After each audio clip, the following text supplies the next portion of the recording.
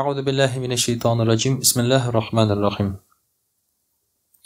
Muhterem Müslüman kardeşler, Allah Teala şu cuma günlerimizge mübarek kılıp, şu günlerimizde kılgan ibadetlerimizni, dualarımızı kabullardan kılıp, hamdaki kılgan günahlarımızı keçire kursa idi. İki dünya baxtı ham derecesi Allah Teala nasip eylesin bizge. Endi kişi kullarına muhtaçlıkka çirmesin. İhlas dostlar, doğru yakın kişileri bizi nasip eylesin. Hamdaki Allah Teala tevfik hidayette anagil alalap, hamd seneler eytip Peygamberimiz sallallahu aleyhi ve sellem'ne alalap, salavat şerifeleri bizne eytip yaşarga nasipler eylese idi.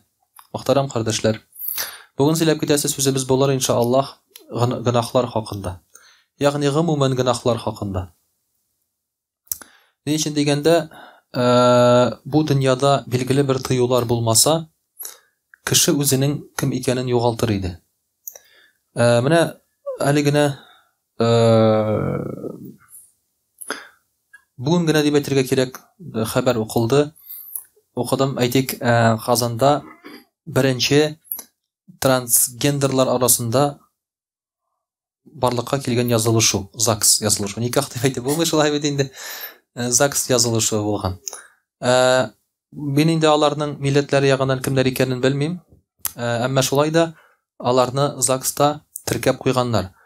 Bu законга каршы килми, ни өчен дигәндә, алар икесе дә җинесләрен үзгәрткәннәр. Хатын кыз үзгәрткән, ир кеше үзгәрткән хатын кызга.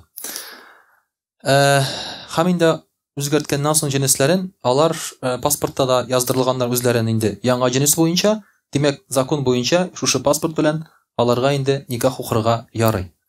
Алар рәсми рәвештә ир кеше хатын кызга әйләнгән, хатын кыз ир кешегә әйләнгән булып чыга. Инде мөхтәрәм кардәшләр, кай вакытта шунысы да кызык, менә Америкада шулай булган хәл. Bir хатын кыз үзенең җинесен ир кешегә алыштыра да, аннан соң инде хатын кыз белән тора. Минде, теге ул сәер андый очраклар шулай бит инде. Ләкин сәер шундый очракларда хатын кыз үзенең җинесен ир кешегә алыштыра да, ир кеше белән тора. Мин голубой дип. Ул бит инде голубой түгел, шулай бит инде. Ул бит инде хатын кыз бит инде ул теге элек булган. Теге кай вакытта башка сыймаслык шундый нәрсәләр бар. Менә билгеле бер кануннарны әгәр дә кеше үтәмәсә, билгеле бер тыюларны кеше үтәмәсә, баш бутала башлый. Монда аңлап булмый. Кая яхшы, кая яман, шулай бит чигенә чыгып булмый бу әйберләрнең. Менә шуның эчендә Аллаһ Тәгалә мөхтәрәм кардәшләр безгә билгеле бер тыюлар бирде. Менә шушы тыюларның бер унысын әйтеп китик әле. Бу тыюларны мөхтәрәм кардәшләр Аллаһ Тәгалә Муса галәйһиссәламгә бирә. 10 заповеди. Ул безгә дә кагыла. Чөнки бездә дә шундый ук тыюлар бар. Мәсәлән, Җабир ибн Абдулла радиллаһу анһу әйтә, мин Пәйгамбәрбез саллаллаһу алейһи ва сәлләмнән ишеттем ди. Пәйгамбәрбез саллаллаһу алейһи ва сәлләм сөйләгәнендә, ул Пәйгамбәрбез саллаллаһу алейһи ва сәлләм әйтте ди. Аллаһ Тәгалә Мусага 10 тыю бирде ди. 10 кагыйдә бирде. Беренчесе Мусага әйтте Аллаһ Тәгалә: "И Муса, миңа ширк кылма." Иң беренчесе шулай бит, бары тик миңа гына табын. Миннән башка бүтән беркемгә дә табынма һәм гыйбадәт кылма. Алайсаң нәрсә була? Әгәр дә инде миннән башка тагын кемгәдер гыйбадәт кылсаң ди, ул кешеләрне мин йөзләре белән тәмухка ыргытырмын ди. Иң зур җәза, мөхтәрәм кардәшләр, Аллаһ Тәгаләгә ширк кылу шулай бит. Бүгенге көндә ширк кылу Аллаһ Тәгаләгә бармы бу гынах? Мин әйтмим мөселманнар арасында дип. Чөнки бу Муса галәйһиссәламгә әйтелгән. Әгәр дә җир шарын бүген 7 миллиард кеше итеп карасак, шуның кимендә яртысы яши Муса галәйһиссәламның кануны белән. Кимендә яртысы. Чөнки христианнар, мөселманнар һәм яһүдләр. Әгәр дә христиан белән мөселманнарны миллиард ярым итеп кенә карасак та, кимендә ул 3 миллиард булыр иде шулай бит. Һәм бүгенге көндә җир йөзендәге һәрбер закон дип әйтик, килеп чыга яки ислам кануннарыннан, яки христиан кануннарыннан. Шуңа күрә җир йөзендә бүген шушы кануннар хөкем сөрергә тиеш. Шушы тыюлар булырга тиеш җир йөзендә. Ләкин бу беренче канун үтәләме? Беренче канун, мөхтәрәм кардәшләр, шулай бит бөтен җирдә дә үтәлеп бетми. Кеше бүгенге көндә бу гынахны кылырга мөмкин. Икенчесе, Аллаһ Тәгалә әйтә: "Миңа рәхмәт әйт, миңа шөкр кыл һәм әти-әниеңгә ди." Миңа рәхмәтле бул һәм әти-әниеңгә ди, Аллаһ Тәгалә әйтә. Алай эшләсәң, мин сине бәла казадан саклармын. Синең хәтереңдә булган бәла казаларны мин сөртермен ди, Аллаһ Тәгалә әйтә. Һәм синең тормышыңны матур итермен. Үзеңне иң яхшы тормышка күчерермен ди. Менә Аллаһ Тәгаләгә шөкр кылсаң һәм әти-әниеңгә шөкр кылсаң, безне нәрсә көтә? Аллаһ Тәгалә әйтә. Димәк, безне бәла казалар бетәчәк безнең арабызда. Мөхтәрәм кардәшләр, менә әлеге вакытта һаман да бит инде экология мәсьәләсен күтәрәләр. Шулай бит, экология мәсьәләсен күтәрәләр. Теге кыз йөрия бит әле, кем әле ул? Әллә кем? Тунбер, Грета Малисималяны кем әле аның? Бездәге безнең телгә авыррак инде шулай бит әйтергә. Теге Зәйнәп дип әйтик инде. Безнең исемгә әйтергә, элек урысларда шулай бит. Сания дип әйтә алмыйлар, Соня дип кенә җырлыйлар. Шулай бит инде. Раиләне Рая дип кенә бездә шулай дип йөртә башлыйк инде кешеләрне хәзер. Әлбәттә, аның инде үз исеме бар, хәзер Грета ялгышмасам исеме. Аның җитәкчелегендә экологияны сакларга тырышалар, аны шуның символ итеп күрсәтергә тырышалар бүгенге көндә. Бездә дә менә мусор шулай бит инде ягу заводына каршы чыгалар, анда кешеләр яши хәзер. Төзетмәс өчен шулай бит инде палаткаларда. Менә мондый бәла казаларны булдырмас өчен эшләргә кирәк. Һәм гомумән тормышыбызда бәла казаны булдырмас өчен эшләргә кирәк. Аның җавабы бик гади икән. Аллаһ Тәгаләгә шөкр кыл һәм әти-әниеңгә шөкр кыл. Рәхмәтле бул Аллаһ Тәгаләгә һәм әти-әниеңгә. Аллаһ Тәгаләгә шөкр кылсаң, мусор кими, мөхтәрәм кардәшләр. Аллаһ Тәгаләгә шөкр кылсаң, мусор кими. Чөнки Аллаһ Тәгаләгә син рәхмәтле икәнсең, әйтик, аның биргән нигъмәтенә син аның артыгына омтылмыйсың. Мусор нәрсә ул? Ул артык әйбер. Ул артык әйбер. Менә Советлар чорында беренче булып полиэтилен пакетлар килеп чыкканнан соң аны юалар иде, шулай. Юып, киптереп, яңадан кулланалар иде. Хәзер инде андый нәрсә юк. Бер заман теге полиэтилен пакетлар белән мәктәпкә йөри башладык.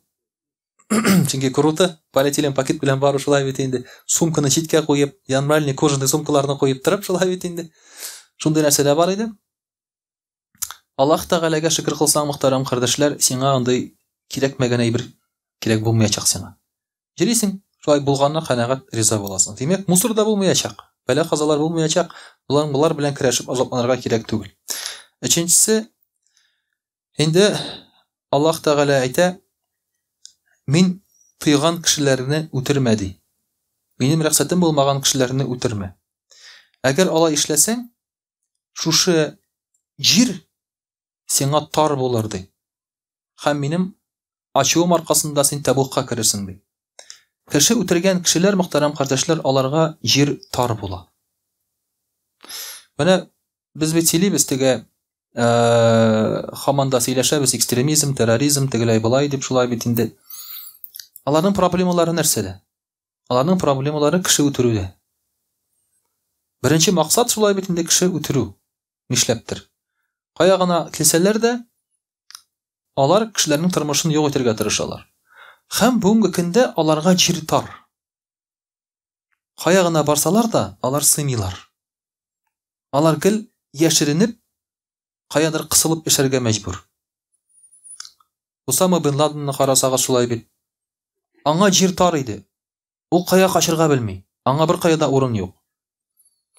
Бу мөхтәрәм кардәшләр, менә шушы мин әйтмим аларны теге, алар кафирләр тегеләй булай дип уйлый күрмәгез. Минем максатым ул түгел. Ләкин мөселман кешесенә дә, мөселман булмаган кешегә дә беркемне дә үтерергә рөхсәт юк. Әгәр дә син моны эшлисең икән, сиңа җир тар булыр диде. Әйтик, фашистларның да максатлары кеше үтерү иде. Шулай бит, аларга да җир тар булды. Алар бер кая качып кытыла алмадылар. Хәтта 80 яшьләренә җитеп, бүгенге көндә 90-га җитеп, аларны табып, бүгенге көндә дә судка алып киләләр. Аларга җир тар, урын юк. Менә бу җир тар дигән сүз ул теге психологик кына түгел. Үзеңне кая куярга белмисең дип йөрү генә түгел ул. Җир тар дигән сүз ул туры мәгънәсендә дә андый кешегә җир тар булыр ди. Шуңа күрә, әгәр дә ирекле буласың килсә, кеше гомеренә кагылырга ярамый. Дүртенчесе дә Аллаһ Тәгалә әйтә, минем исемем белән ялган антлар бирмәди. Ялган антлар бирмәди. Әгәр моны кеше эшләсә ди, минем исемем чиста һәм бөек, ул аны пычратыр ди минем исемемне ди. Шуңа күрә мин дә ул кешене чистартмам. Ул кеше пычрак булыр ди Аллаһ Тәгалә әйтә. Мөхтәрәм кардәшләр, бүгенге көндә шулай ук Аллаһ Тәгаләнең исеме белән ялган антлар бирүчеләр бик күп. Кемнәр алар? Бу без. Әгәр без бүген ялганлыйбыз икән, ул ант булып санала. Безнең һәрбер сүзебез ант. Һәм без сөйләп, шушы сүзне сөйләп йөреп, Аллаһ исеме белән ант итеп йөрибез. Кайбер кеше валлаһи биллаһи дип тә ант итәргә курыкмый. Бу бит Аллаһ Тәгаләне шаһид итеп китерә. Ул әйтә, Аллаһ Тәгалә шаһид ди менә минем шушы эшләгән эшемә ди, яки күргән әйберемә ди. Димәк, Аллаһ Тәгаләнең исемен пычрата, аңа ялган әйбер исти. Менә бу кеше дә шулай ук үзе дә пычранган булыр. Мин инде аны чистартмам ди Аллаһ Тәгалә. Чистартмам дигән сүз туры мәгънәсендә дә, һәм инде чистартмам дигән сүз ул яшерен мәгънәсендә, ягъни кыямәт көнендә дә, бу дөньяда да. Бишенчесе ди, Аллаһ Тәгалә әйтә, мин кемгәдер нигъмәт биргәнмен икән, аннан көнләшмә ди. Ягъни биргән нигъмәт ул минем нигъмәт, көнләшергә ярамый. Бу шулай ук бер тыю, заповедь. Аллаһ Тәгалә әйтә, көнләшмәгез ди. Бер караганда, уголовный кодекста бер җирдә дә көнләшмәгез дип язылмаган. Ләкин язылган булса, көнләшмәгез дип, җинаятның бер 50% булмас иде. Шулай бит. Чөнки җинаят нәрсәдән килеп чыга? Әйе, мен әйтәбез, үтермәгез, шулай бит. Кеше малына кагылмагыз. Ләкин аның сәбәбе нәрсәдә? Аның сәбәбе бит элементар рәвештә көнләшүдә. Бер кеше икенче кешедән көнләшкән, аның малына көнләшкән, шулай бит. Кай вакытта яратучылар да бер-берсен шулай бит көнләшәләр, һәм шуның аркасында җинаят килеп чыгарга мөмкин. Шуңа күрә дә менә бу җинаятны булдырмауның, мөхтәрәм кардәшләр, бик яхшы бер чарасы. Көнләшмәгез ди. Мин биргән нигъмәт бит ул ди. Әгәр дә берәрегездә Аллаһ Тәгалә биргән икән берәр кешегә нигъмәт, ул Аллаһ Тәгалә биргән нигъмәт. Әгәр сиңа ошамаса, Аллаһ Тәгаләгә әйт, ник бирдең ди. Теге кешенең гаебе юк анда. Теге кешенең гаебе юк. Син Аллаһ Тәгаләдән сора, ник бирдең син аңа ди. Аллаһ Тәгалә сиңа җавап бирер шулай бит. Ошамаса, Аллаһ Тәгаләгә әйт. Син дөрес эшләмисең дип. Теге кешенең гаебе юк. Аллаһ Тәгаләгә алай дип әйтеп булмый, мөхтәрәм кардәшләр. Инде менә нәрсә ди Аллаһ Тәгалә, икенче кеше ди, минем нигъмәтемнең дошманы ди. Мин биргән ризыкка аның ди ачуы килә ди. Мин кыллар арасында шушы ризыкны бүлеп бирдем ди. Димәк, әгәр дә кеше көнләшә икән, аның ул үзе нигъмәт күрмәячәк. Ике мәгънәдә аңларга була бу сүзне. Нигъмәткә дошман дигән сүз, димәк, ул үзе нигъмәт күрмәячәк. Беренчесе, Аллаһ Тәгалә аңа нигъмәт бирми. Икенчесе, ул булган нигъмәтен дә күрми үзендә. Булган нигъмәтен күрмәячәк ул. Әйтик, мәсәлән, кеше җири, безнең бер машинада ди, шулай бит инде. Безнең машина инде ул хәзер. Мерседесме? Безнең машина, әйтик, девяткада җири ди, шулай бит. Ну, күршесе алай иномарка. Менә шушы иномаркага көнләшеп яшәсә, ул девятканың рәхәтен күрми башлый. Девятканың рәхәтен күрми башлый иномаркадан көнләшсә, шулай бит. Ул кабызган сайын кабынмый ди, шулай бит. Тавышты, монда бензин исе керә ди, тегеләй булай ди, комфорт юк ди, кондиционер юк ди, тегеләй булай. Ләкин җәяү җирми бит ул. Ул җәяү җирми. Девятка бит ул да машина бит. Ул сиңа күпме бәхет ярдәм итә. Девяткада җиргән кешенең простатиты булмый. Иномаркада җиргән кешенең простатит була. Нишләп? Чөнки ярты ел девяткада утырып барсаң, ярты ел син аны итеп барасың. Җәяү җиргән кешенең простатиты булмый. Шулай бит. Бу бит сине саклаучы машина бит. Бу синең сәламәтлегеңне кайгыртучы машина бу. Шуңа күрә дә син шул нигъмәтне күрмәячәксең. Әгәр дә син иномарка нигъмәтен шулай бит инде көнләшеп, инамар нигъмәтенә көнләшеп яшәсен. Алтынчысы да Аллаһ Тәгалә әйтә, күрмәгән, ишетмәгән әйбер турында шаһидлек бирмә ди. Лжесвидетельство була инде бу. Әгәр дә син күрмәгәнсең икән нәрсәдер, сөйләмә. Бүгенге көндә без күрмәгән, ишетмәгән әйберне бик күп сөйләп бирибез. Без уйлыйбыз, ялган шаһидлекне судта гына бирергә була дип. Мәсәлән, син судта басып торасың, фәлән кеше фәлән эшне эшләде дип, шулай бит инде әйтергә мөмкинсең.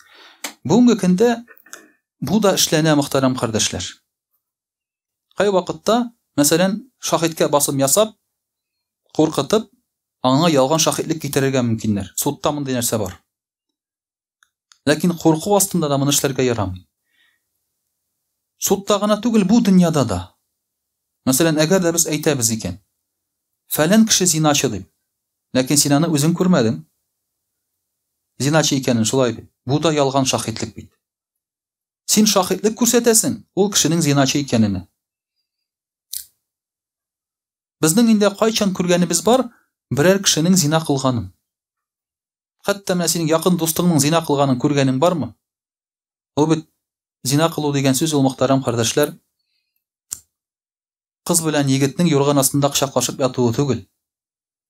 Зина кылу дигән сүз, син шаһид буласың килсә зинага, син аның җинес әгъзасы, ир кешенең, хатын кызның җинес әгъзасына кергәнне күрергә тиеш. Әгәр алар шәрә килеш кочаклашып ятсалар, юрган астында, бу зина кылу түгел әле, бу җылынып яталар. Салкын, шулай бит. Әгәр дә инде син күргәнсең икән бу гамәлне, шул вакытта син әйтә аласың, ул зина кылучы яки зиначы дип. Димәк, шаһидлек китерергә ярамый, без шаһидлек китерә алмыйбыз, мөхтәрәм кардәшләр. Менә бу очракта да безгә шулай бит инде зыян килергә мөмкин. Кыямәт көнендә Аллаһ Тәгалә, мин шушы кешеләргә каршы үзем шаһидлек күрсәтәм ди. Җиденчесе, күрше хатыны белән зина кылмады. Әгәр бу эшне эшләсәң, мин синнән борылырмын ди Аллаһ Тәгалә әйтә.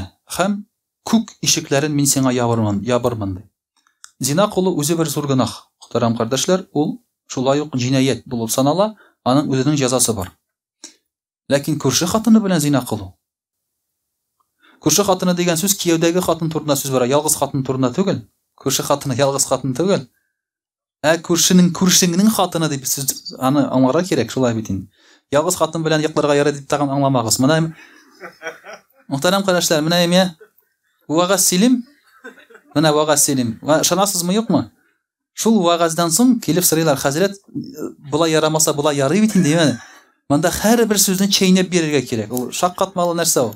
Интернеттан анда сырый башлыйлар, анда нәрсә турында сораганнар яланда, намазны мәчеттә укыгыз дигәч, җәмәгать белән мәчеттә укыгыз дигәч, берәү язган, идә намаз укырга ярамыймыни дигән. Кеше теге ярамыймыни димәгән, нишләп идә намаз укырга ярамый дигән. Улар инде аңлаган ярамаганы идә, шулай бит. Нишләп идә укырга ярамый дип язган, шулай итеп. Аптырыйсың кай вакытта кеше үзе теләгәнне аңлый, шулай бит.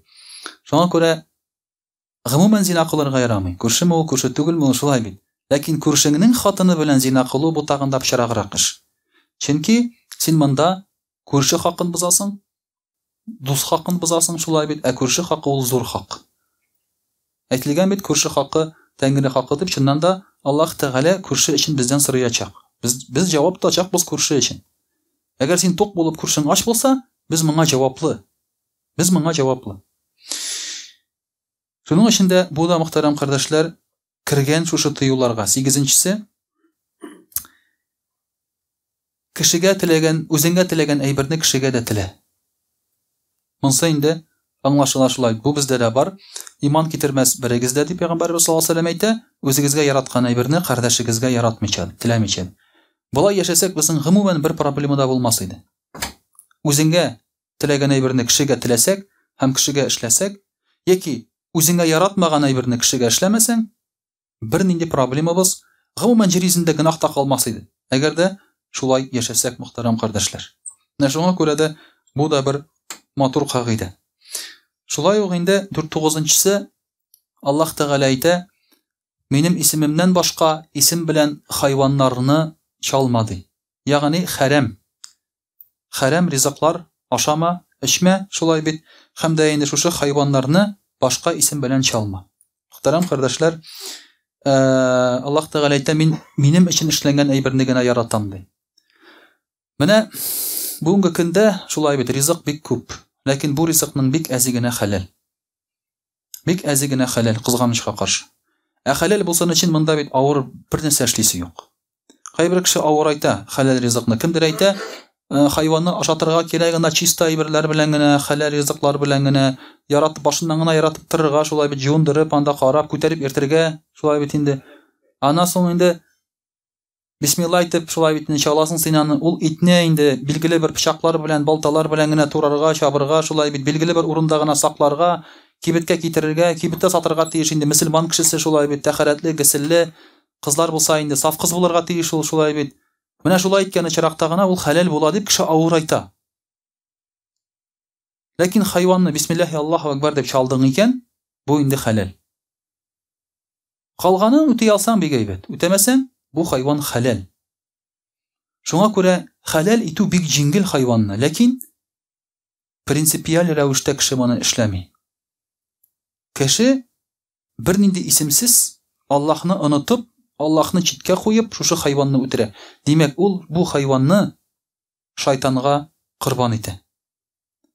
Шайтанга корбан итә бу хайванны. Бу хайван шайтан ризыгы була, чөнки бу хайван үләксә. Үләксә бисмилла әйтелмәгән ризык шайтан ризыгы ди. Пәйгамбәрбез саллаллаһу алейһи ва сәллям әйтә. Бу үләксә, бу шайтан ризыгы, дөнья тулган шайтан ризыгы белән. Менә бүген шулай кеше азаплана, симерә. Ләкин нәрсәгә симерә ул? Кешенең тамагы туймый. Кеше ашый, тамагы туймый. Нишләп тамагы туймый? Чөнки ул шайтан ризыгы ашый. Ул ризык хәләл түгел ул. Ул аның тамагын туйдырмый шулай. Монда бер гамбургер тыга, монда бер әйбер тыга, монда бер әйбер тыга, һаман ашыйсы килә. Һаман нәрсәдер җитми аңга. Менә шуның өчен мөхтәрәм кардәшләр, инде кеше симерә. Симерә, шушы тамагы туймаганнан, тамагы туймый, бәрәкәт булмаганнан. Бәрәкәт юк, хәләл булмаганнан. Бик гади цепочка, мөхтәрәм кардәшләр. 10-нчысы шимбә көнне бер нәрсә эшләмәде Аллаһ Тәгалә әйтә Муса галәйһиссәламгә, гыйбадәт кылды. Минем өчен бу көнне бушатты. Без инде шимбә көн түгел безнең шулай бит, безнең өчен җомга көн. Ягъни җомга көнне безнең өчен шулай дип аңларга кирәк, җомга көнне гыйбадәт өчен бушат. Ягъни җомга көнне гыйбадәт кыл. Яһүдләр өчен ул кыенрак, авыррак, чөнки шимбә көнне алар бер нәрсә эшләргә тиеш түгел, гыйбадәт кылыр өчен ул. Менә мөселманнар өчен җомга намазына кадәр дә эшләргә ярый. Җомга намазыннан соң да эшләргә ярый. Иң мөһиме җомга намазын калдырма. Аллаһ Тәгалә җиңел әйткән шулай бит. Ләкин шушы җиңел әйтүгә карамастан, җомга намазы бер кала. Җомга көнне эшләп алсак та без шулай бит. Җомга намазыннан соң яки җомгага кадәр ниндидер эшләребез булса, бер кызганычка каршы күп очракта җомга намазы безнең кала. Кала безнең сәбәп белән, яки моңа безнең сәбәпсез дә кала ул. Эштән җибәрмиләр мәсәлән, һәм башка сәбәпләр белән. Менә шуның өчен дә инде атнага бер көн, булай шулай дип аңларга кирәк, Аллаһ Тәгаләгә аны багышларга, гыйбадәт кылырга кирәк. Әле менә кичә журналист килгән иде газеттан, ул сорады. Менә бу январ аенда, яңа ел көндәрендә 10 көн ял итүгә сез ничек карыйсыз дип миңа сорау бирде. Мен әйттем, бу Аллаһ Тәгаләнең бүләге. Бер караганда мөселман кешесе бит инде кешенең ичкәненә, ичеп иргәненә шулай бит ул риза булмаска тиеш. Кешене 10 көн ял иттермәсәң ичмәс иде дип әйтергә мөмкин, шулай бит. Мен әйтәм, юк. Бу 10 көн безгә Аллаһ Тәгаләнең биргән бүләге. Без нинди бүләк ул?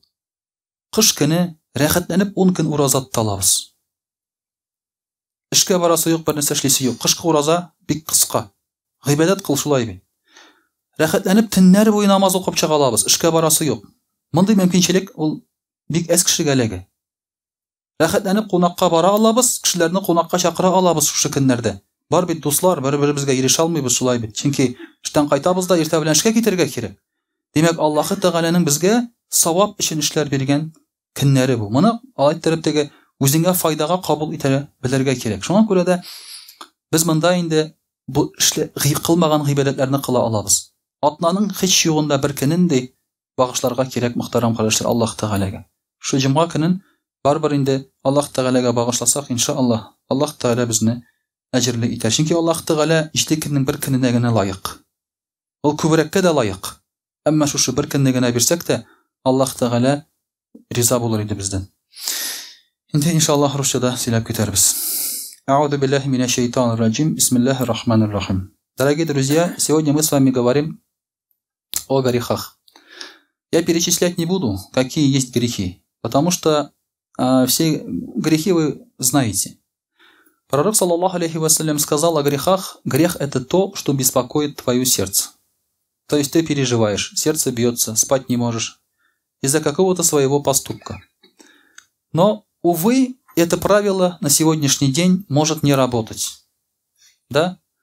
Например, молодой человек проводил девушку, в щечку ее поцеловал и пришел домой. И не может заснуть. Почему? Потому что щечку поцеловал? Нет, потому что она не дала. Он лежит и переживает не потому, что в щечку поцеловал, за ручку подержал, да?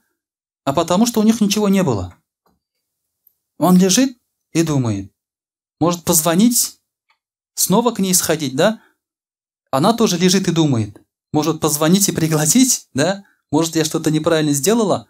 В итоге, как в кино, они потом опять через полчаса встречаются, все у них будет, и спокойно засыпают.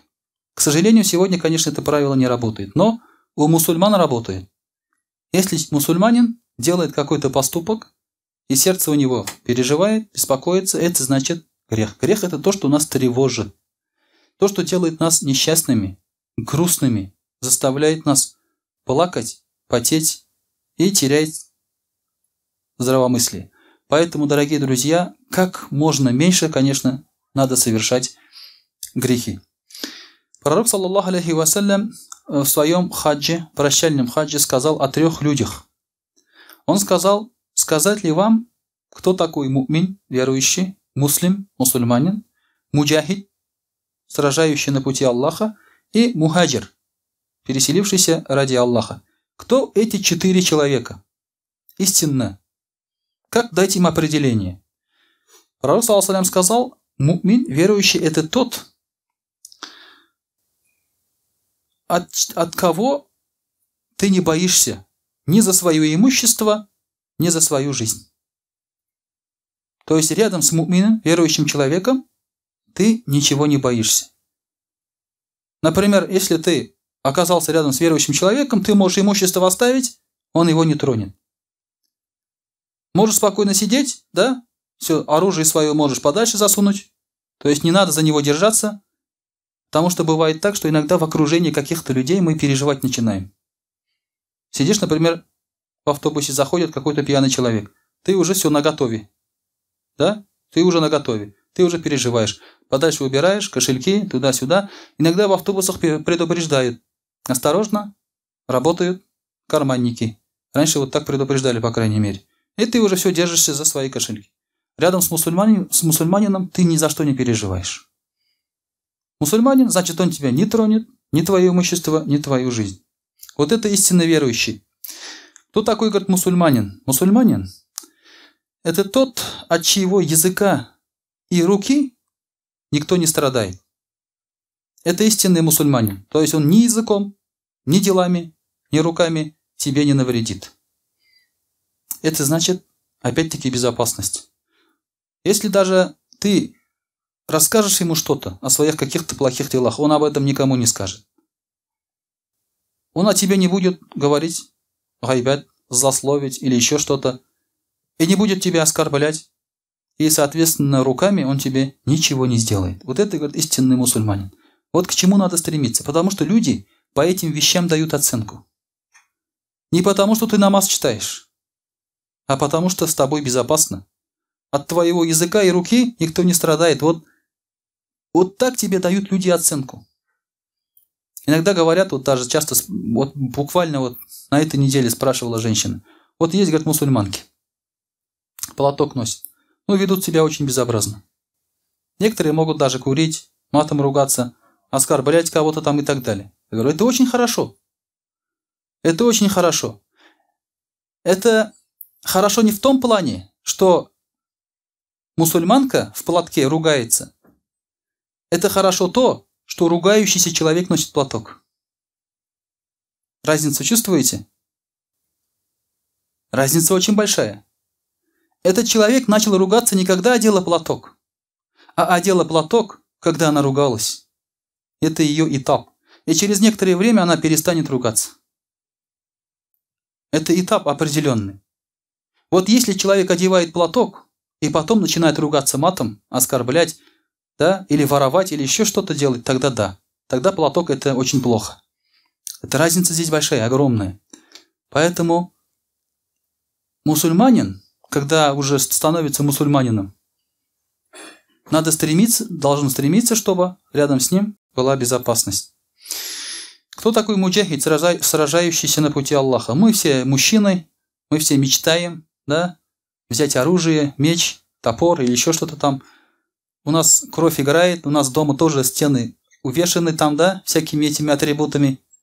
Но если дело коснется, да, если дело коснется, например, из ЖЭКа пришла квитанция.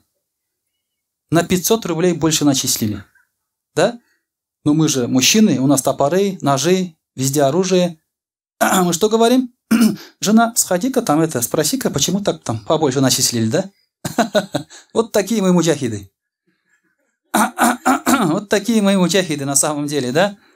Мы ждем своего момента.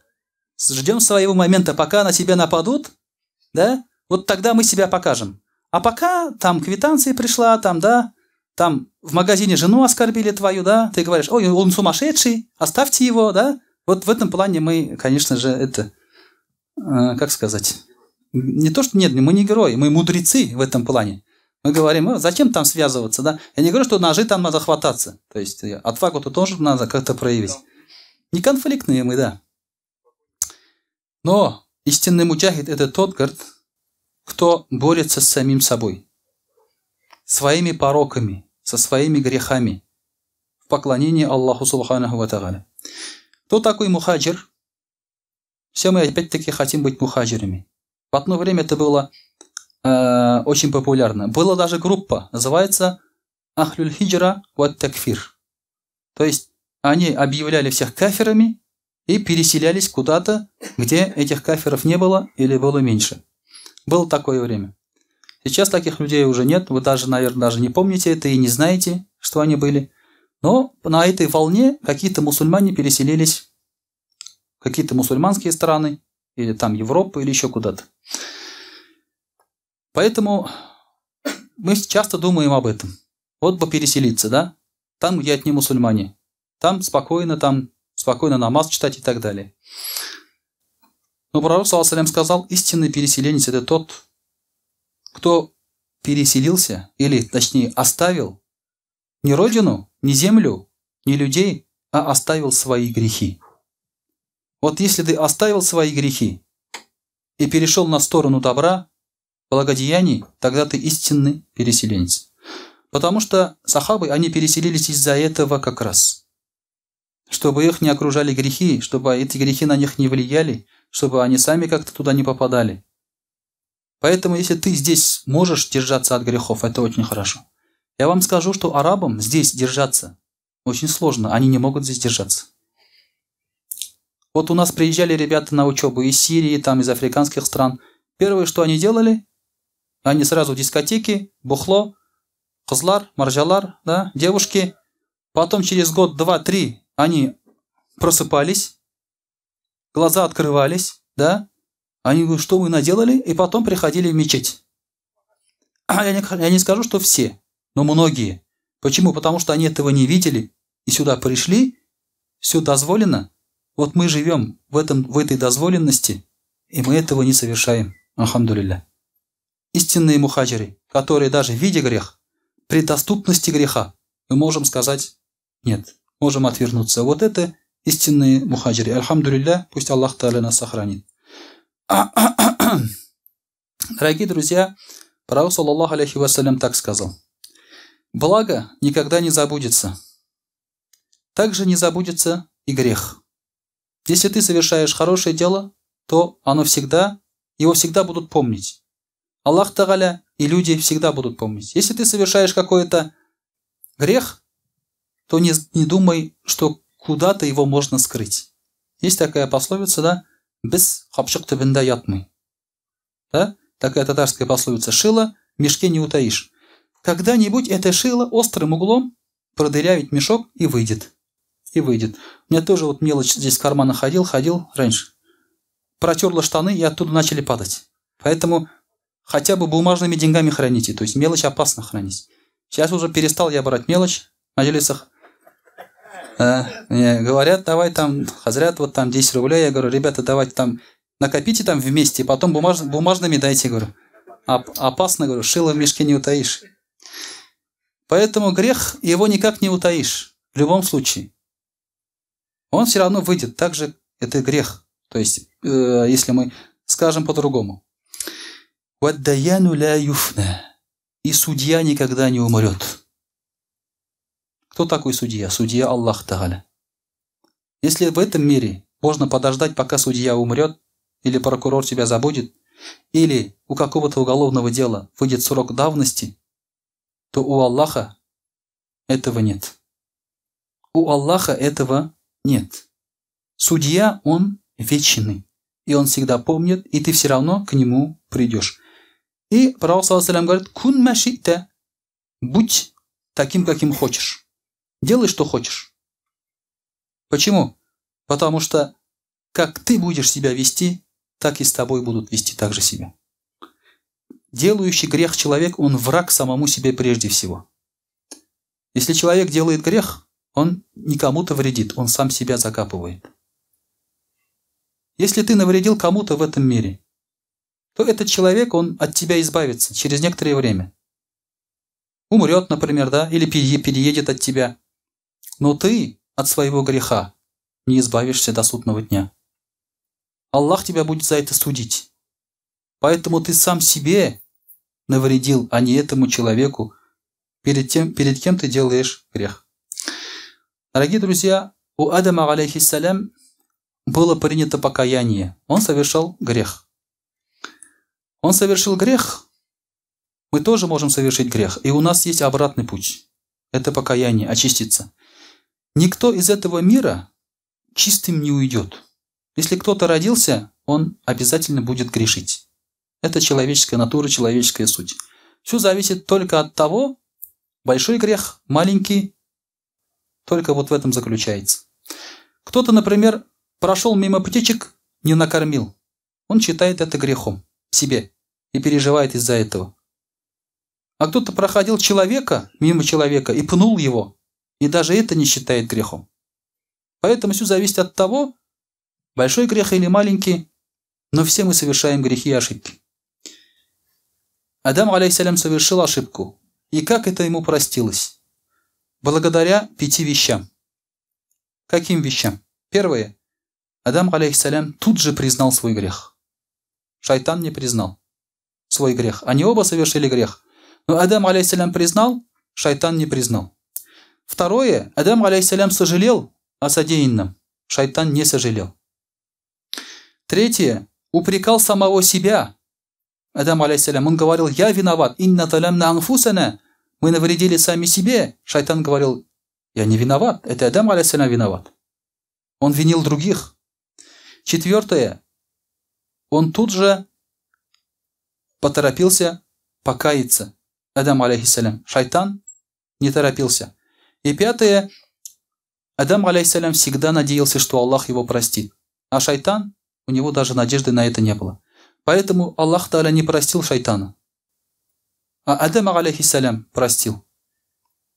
Несмотря на то, что они оба совершили грех.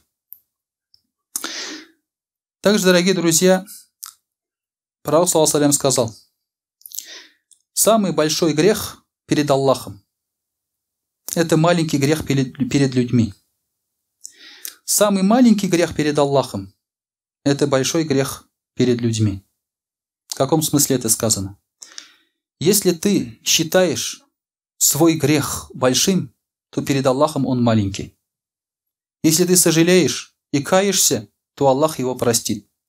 Но если ты считаешь, что ты ничего особенного не совершил, перед людьми твой грех кажется маленьким, то перед Аллахом этот грех большой. Поэтому сегодня много людей, которые говорят: у меня нет грехов. Которые говорят: я ничего особого не совершал. Я никому не вредил. Это самые грешные люди на самом деле. Несмотря на мнение такое о себе, да, может быть, они действительно каких-то больших грехов не совершали, но именно из-за этого мнения можно сказать, что они самые грешные люди на земле. Шайтан так сказал: а что я сделал-то такого? А те люди, которые даже совершили какие-то огромные грехи, но говорят: я виноват, я самый грешный человек на свете, вот у этих людей грех перед Аллахом считается маленьким. Самое главное, если ты совершил грех, конечно, его лучше не совершать. Если ты совершил, это сожалеть, покаяться и не совершать этих таких ошибок. Мне запомнился один человек. Я уже вам рассказывал. Как-то я лежал в больнице. Там был один человек, русский он был, он носил крестик. Но крестик он носил на веревочке, не на цепочке, на веревочке. Это показывает о том, что он крест носил, потому что верил в это, а не потому, что это красиво. Он, какая-то вера есть в этом человеке. Когда я лежал там, мне операцию сделали, сутки нельзя было вставать. В палатке там лежали 4 человека помимо меня. И вот этот человек с крестиком, он только додумался принести мне еду. Остальные там ходили, сами кушали там. Они не думали, что я лежу же, мне же надо еду принести, а рядом со мной некому было ухаживать. Родители там даже не знали, что мне операцию сделали, сотовых тогда не было. И таким образом он принес мне еду. Он говорит: ты, говорит, ходить не можешь, я вот тебе принес еду. Я сказал ему спасибо, все, покушал. Вот эти, кто там лежал, они все были, нормальные люди, так скажем, да, они не преступники там, такие нормальные, с семьями там и так далее. Но вот этот с крестиком, который принес мне еду, он 3 раза сидел в тюрьме. От звонка до звонка. 3 раза сидел в тюрьме, от звонка до звонка. Да? Но только ему пришло в голову подумать о человеке, сказать: он же голоден, надо ему еду принести. И когда я уже выписывался, он еще оставался там, он сказал: я, говорит, конечно, говорит, христианин, а ты, говорит, мусульманин, но ты, говорит, все равно помолись за меня, говорит, грехов много, говорит. Понимаете? Поэтому, когда ты смотришь на человека, вроде преступник, вроде бы отсидел там и тому подобное, да, но тем не менее, если он сожалеет об этом, если он понимает, что он сел, что он сделал, так скажем, то его грех перед Аллахом будет маленьким. А тот, кто не сожалеет, то, что птичек не кормил, типа пускай сами кушают, да, вот перед Аллахом его грех может быть и большой. وأقول قولي هذا واستغفر الله الغفار لي ولكم ولسائر جماعة المسلمين الحاضرين أجمعين إنه هو الغفور الرحيم الجواد الكريم وسميع الدعاء.